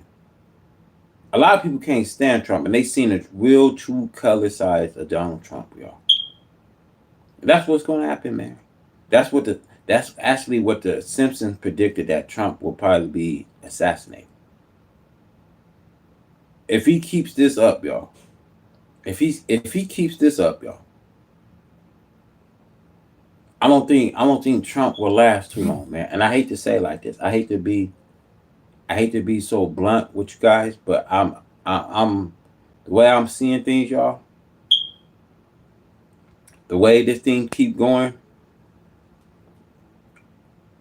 I won't put nothing past it, y'all. I don't feel sorry at the end of the day, man, for what he caused this nation to go. I don't feel sorry for Trump when he's causing this, where this nation going to go, man. I tell you guys, and I'm gonna keep saying, these people, these war leaders, these people don't have no interest for the American people, y'all. I'm gonna keep saying this to you, so it can register, to it can marinate and register in your ear, man. I'm gonna keep saying this to you. As long as I'm here, I'm gonna keep saying this. I'm gonna keep on drilling to you, man. Trump, he's not here for the heart of the American people, man. He's not here for it.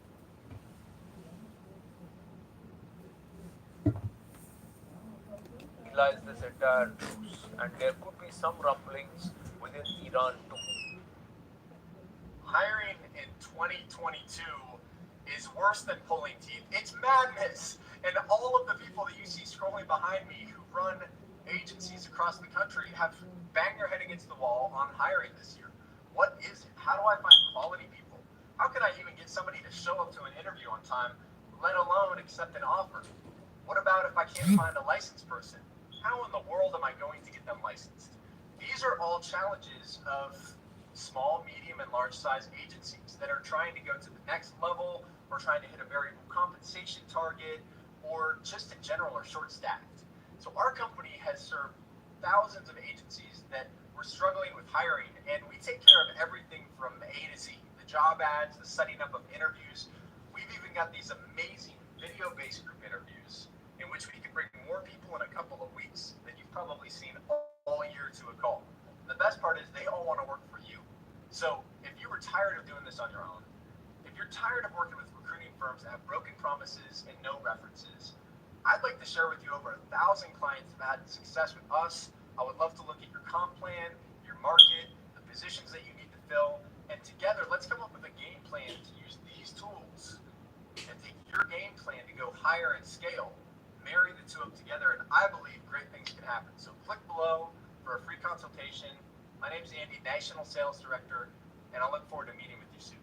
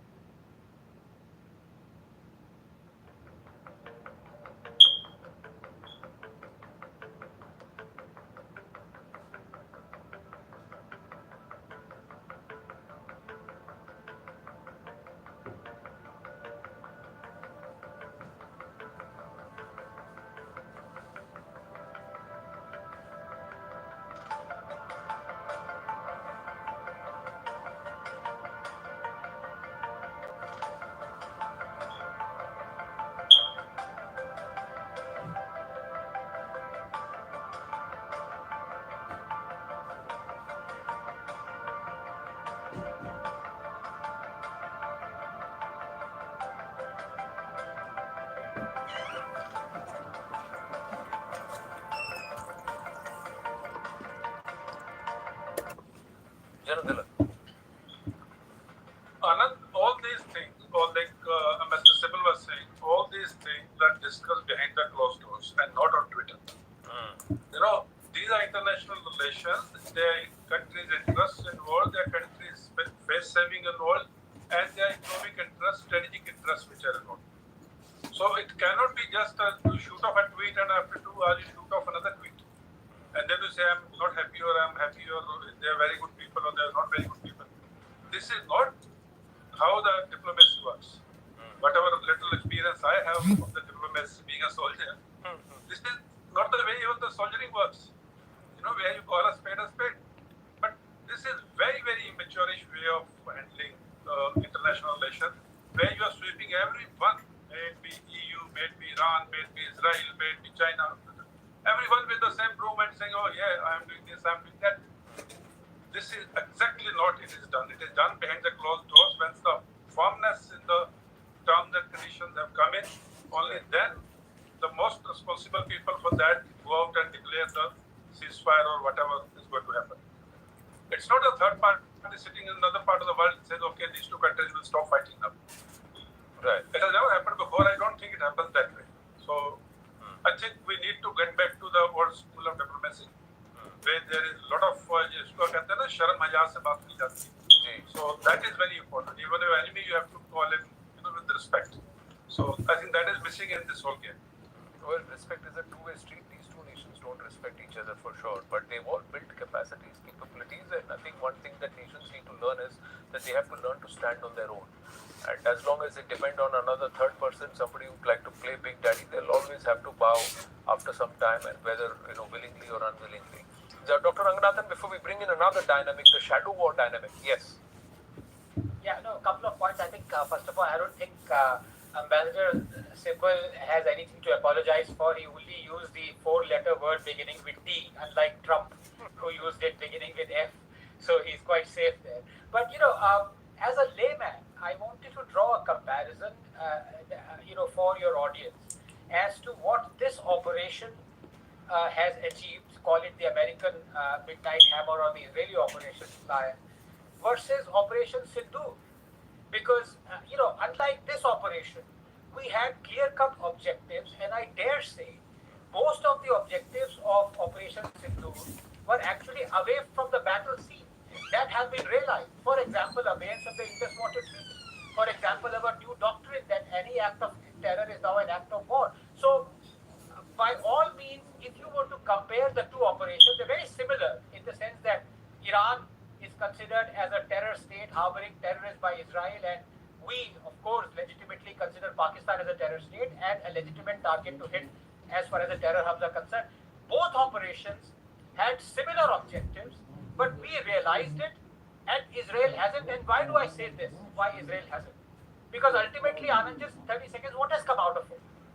Now, if there is one thing that yes, quite right, you might say the jury is out whether Iran is an evil dictatorship, but it certainly is a dictatorship. Yeah. Now, if there is one thing that any dictator or dictatorship desperately wants, it is to have a nuclear bomb. We've seen North Korea, we've seen Pakistan. That is one ultimate deterrent. Do you think these strikes would deter Iran ever from procuring that kind of bondage symbol or badge of honor? I would say no. And I reiterate, when you have openly declared the entrance to your nuclear facilities, they are open to bombing, which tells you that your real facilities are possibly a few kilometers down, somewhere else, under a populated city that can never be bombed by democracies. So, if you are a dictatorship, you got to be careful where you're going to have your nuclear facility. A. B. When your objective has not been realized, I'm afraid this is an unending chess game that Israel is quite prepared to play. Yeah. Because let's be honest, and here may I gently disagree with General Dinan when he said Israel started it. Actually, I believe Iran started it last year when on 2 days, I think in April and month of October, they rained down hundreds of missiles on Israel, and Israel said, we will find a time and place for us to respond. So Israel did not respond then, it has responded now. But the point is, as Ambassador Sipar also said, there is no ceasefire out here. Like there is no ceasefire in Operation Sindhu.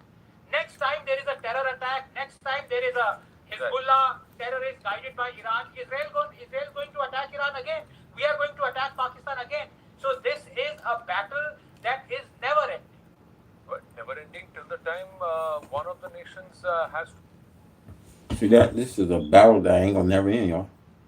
It's a battle with Iran and Israel ain't gonna never end, y'all. This war in the Middle East will never end. I don't care who's president of the United States. As long as we have a war in the Middle East and continue to see things escalate into an escalation, this war will never end, y'all. Then give up on their objective or what is in their doctrine. Now, since we're drawing parallel, let's just go to the next aspect of it, the shadow war dynamic.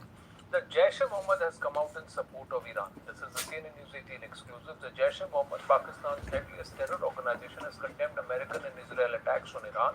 The Jaish made selective condemnation of Israel and America but remained silent on Asim Munir's cooperation with the Americans in the attacks on Iran. So there are multiple dimensions to this. The Jaish, which has largely targeted the military establishment in the past, is now perhaps seeming to be closer to the military establishment. So is there a dynamic change there? And why single out only the US and Israel? The language and tone clearly reflects radical Islamist rhetoric typical of the Jaish and its affiliated clerical networks. Top intel sources have said that in Jaish's message there is no mention or criticism of Pakistan's army chief Asim Munir. The Jaish knows very well that Pakistani intelligence cooperated with the Americans in the recent Iran strikes. The absence of even indirect references to Munir or the ISI indicates a strategic move and perhaps likely ordered to protect Jaish and army relationship. This selective silence reveals Jaish's continued alignment with Pakistan's military establishment. The army historically nurtured the group for use in proxy wars. its messaging is done to serve state objectives and with the use of religious sentiment. By only targeting foreign enemies and not internal actors, Jaish is showing that the Pak Army headquarters narrative control. This strategy diverts domestic anger towards external enemies and giving protection to Pakistan's military from accountability in this entire Iran conflict. Does this show that another shadow war is actually imminent? That's the larger question, that the proxies will now get active. Let's listen into this audio. दुनिया से आकर कोई महफिलें नहीं फसाएंगे, दज्जाल के साथ खिताब करेंगे, यहूदियों से लड़ेंगे, अब उनका साथ वही दे सकेगा जो लड़ सकता होगा, जो मर सकता होगा, जो मैदान का धनी होगा, जो शहसवार होगा, जो गन चलाना जानता होगा, जो असले से वाकिफ होगा, जो मौत की आंखों में आंखें डाल सकता होगा, जो मौत से इश्क करता होगा, उस दिन तो भाग जाएंगे। जिस तरह आज का मुस्लिम हमें दहशतगर्द कहता है, उस जमाने का मुस्लिम हजरत ईसा को दहशतगर्द कहेगा। जनरल धिलन, ये बोलना चहकना शुरू हो गए सर, कॉमा हटा दें ऑपरेशन सिंदूर से। जी। What Jaish has done is exactly what they are told by the Pakistan army, because Jaish is totally under the protection of the Pakistani army, including their leaders. So what it has done is it has absorbed the Pakistani army and the chief of any wrongdoing, and at the same time tried to project themselves as a pan-subcontinent terrorist organization. So that is where they are trying to exert their presence, at the same time taking the attention away from the domestic problems which they have, and putting it on Israel, on Iran, and trying to show solidarity with Iran being a pro-Muslim country, irrespective of Shia-Sunni divide, which everyone knows about. So in this particular type of thing, two things are very important what happened between Iran and Israel's conflict. In any military conflict, two things are very important before you enter the conflict. One is setting of the aim, and second is deciding on the end state. That is what aim you are going into the war for, and what end state you feel is okay for you. In this particular conflict, I think both of them are very hazy and ambiguous, because nobody knew what aim they're going in for. Were they going in for total destruction of the nuclear weapon capabilities? Have they achieved it in that state? No. Was the aim clear when they went in? No. Before they went in, they were throwing missiles at each other. So what was the aim? What was the end state in this conflict was absolutely not clear, and that is not the way nations go to war. Nations like Indian, Ambassador Sibal was saying, and also Dr. Ranganathan, when India went into Operation Sindoor, our aim was very clear, our end state was very clear. Our aim was to target the terrorist infrastructure, camps, and the leadership which carried out Pahalgam and many other attacks. And our end state was we are not going to touch the military and the civilian and military installations, and only hitting the target, which is terrorist. It is only when Pakistan responded and tried to hit our military and civilians that did hit. That is when we changed our end state to make sure we give such a blow to Pakistan military that they understand the military might of India. And still, we had a control over the escalation ladder. Unless we have this type of a war fighting doctrine or a way of war fighting, I'm sorry, it can escalate and go out of hand any time. And the third party mediation, one party is agreeing, second is not agreeing at times, both are not agreeing at times, both are agreeing. We really don't know, at least in the last 12 hours, nobody is sure what's happening and what is going to happen. Yeah, but the shadow war, this proxy is now getting active. This suits Iran, this suits Pakistan. What did the Jaish, Ambassador Sibal, do some activity on Indian soil, attack a synagogue, or do something around the US embassy? What does then India do then? Because it's an act of terror. Not. I got it. Okay, excuse me. For more updates, you guys, please subscribe, to this channel, man. And we're going to close this live. Thank you guys for tuning in, man. You know how YouTube is, man. They don't send out the notifications, man. So, it's what it is, man. But yeah, stay updated for more news. Stay subscribed. So like I said again, man, YouTube ain't gonna notify you guys. They ain't gonna send out the notification. So till then, you guys, y'all have a blessed day, man. But it is what it is, man. The time is coming though. We out. Peace. Stay blessed. You know. And shalom. We out of here.